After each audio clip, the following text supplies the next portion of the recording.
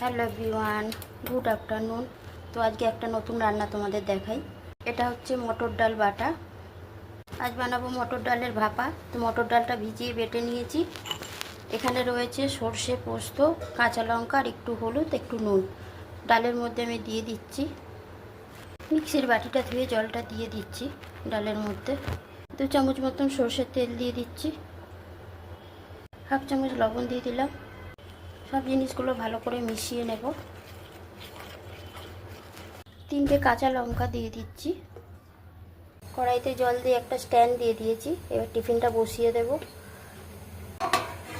15 মিনিটের জন্য ঢাকা চাপা দিয়ে দেব।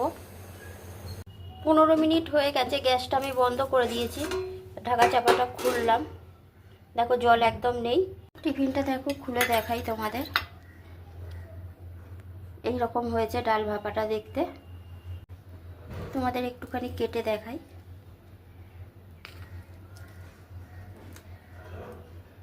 ডাল ভাপার রেসিপিটা তোমাদের কেমন লাগলো কমেন্ট করে অবশ্যই জানিও।